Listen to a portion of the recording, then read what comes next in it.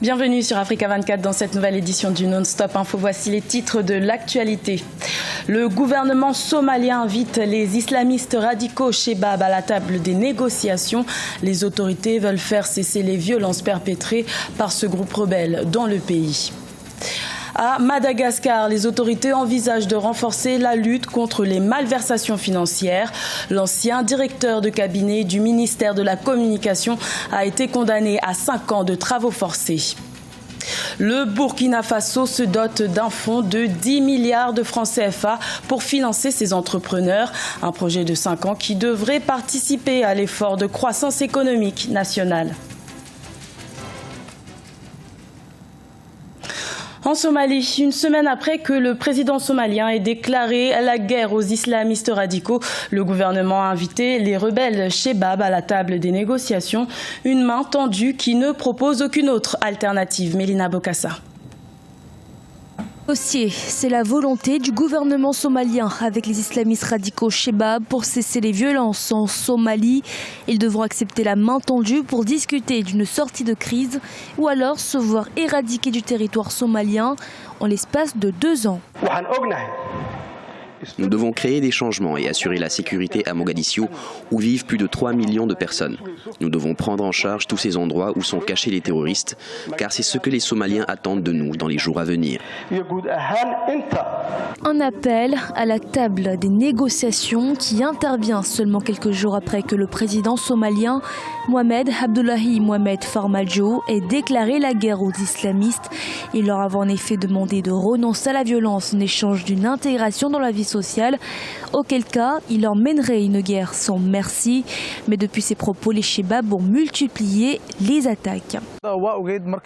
Lorsque le président a déclaré la guerre aux militants Al-Shabaab, les attentats suicides ont augmenté le lendemain. Ce qu'il dit aujourd'hui augmentera les attaques et je pense que de nombreux Somaliens perdront la vie. En l'espace d'une semaine, au moins 3 attaques se sont déroulées en Somalie.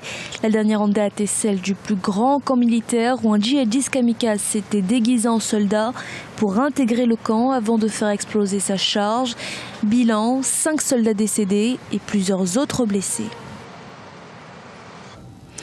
Également dans l'actualité, la République démocratique du Congo a décidé de rompre sa coopération militaire avec la Belgique.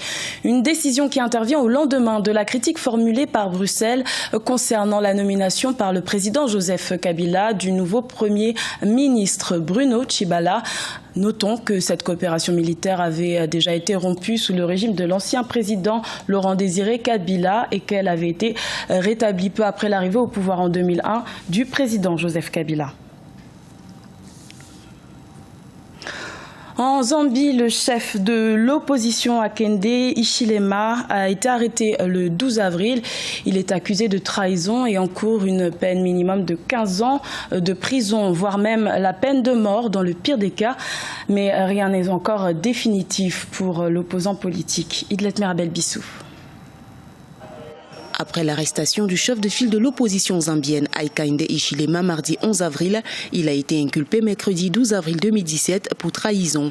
L'opposant est officiellement accusé d'avoir voulu bloquer le convoi du président Lungu dimanche 9 avril à l'occasion d'un déplacement dans l'ouest du pays.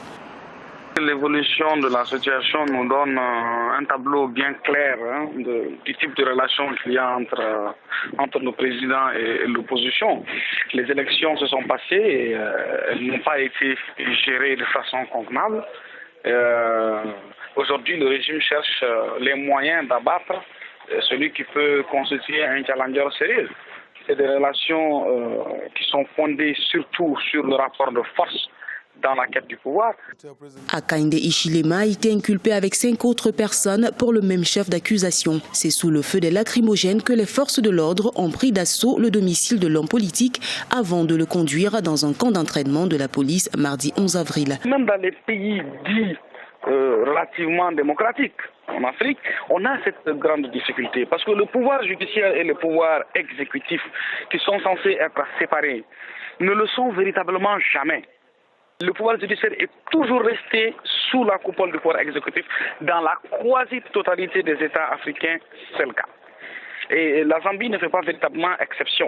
La qualification de trahison qui ne permet pas de libération sous caution en Zambie est passible d'un minimum de 15 ans de prison et dans le pire des cas de peine de mort. Ce n'est pas la première fois qu'Hakainde Hichilema est interpellé. En octobre 2016, il avait passé une nuit en détention accusé d'incitation à l'insurrection et de rassemblement interdit.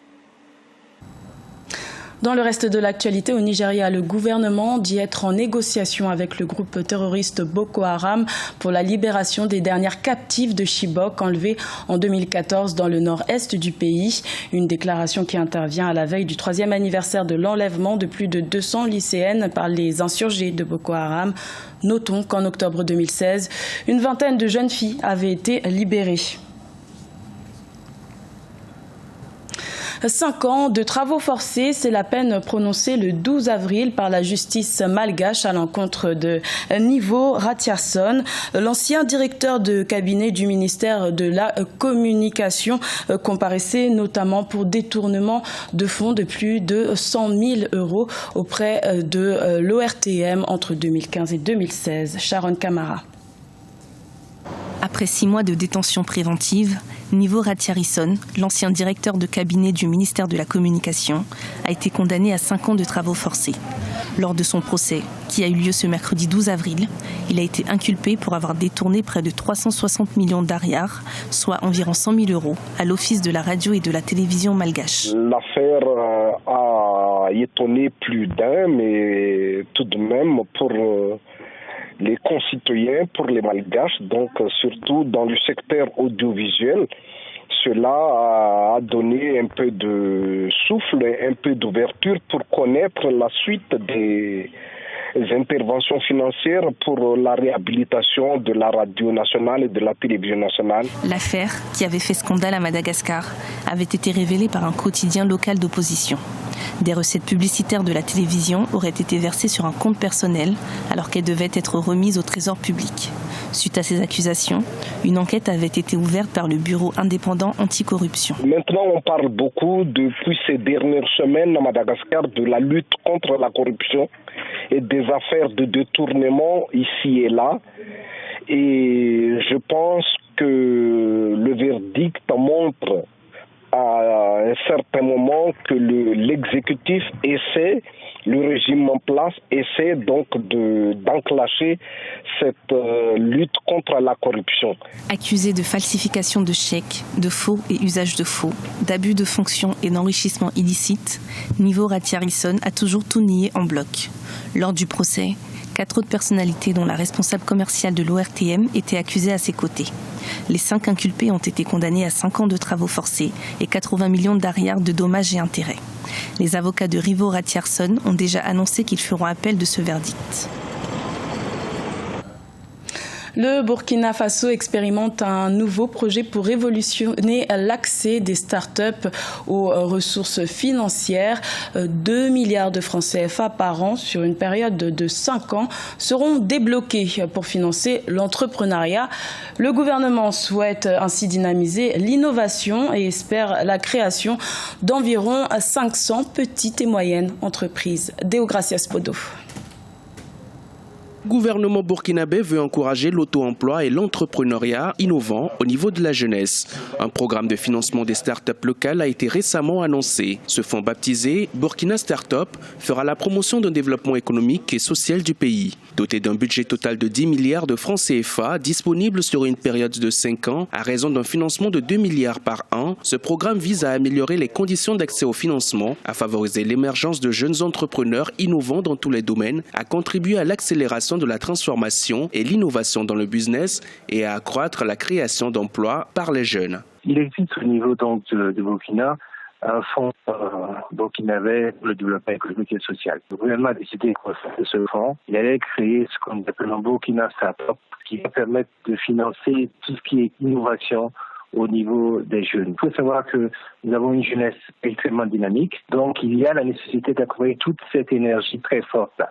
Depuis son élection en décembre 2015, le président burkinabé Roch Marc Christian Kaboré et son gouvernement se sont engagés en faveur de la promotion des initiatives des jeunes et notamment en ce qui concerne la création des start-up. L'innovation au service de la transformation structurelle de l'économie figure parmi les objectifs du plan national de développement économique et social au Burkina Faso, un plan dont le coût est estimé à plus de 15 000 milliards de francs CFA. L'objectif donc, c'est de pouvoir mettre à peu près 2 milliards chaque année pour aider ces entreprises innovantes-là. Il ne s'agit pas de nous ressasser sur le même modèle d'entreprise, mais nous avons des jeunes dynamiques qui ont fait des études, qui ont du potentiel et qui sont sur des secteurs innovants. La jeunesse est le moteur de la croissance. C'est un potentiel. Nous avons une population extrêmement jeune et il est important que le gouvernement puisse l'aider à réaliser ces points de vue-là. Le programme Burkina Startup cible tous les secteurs d'activité, mais plus particulièrement ceux démontrant un fort potentiel de croissance. Il devrait faciliter l'éclosion d'au moins 500 petites et moyennes entreprises. Le financement concernera les entreprises en cours de création ou celles déjà en activité depuis moins de 5 ans.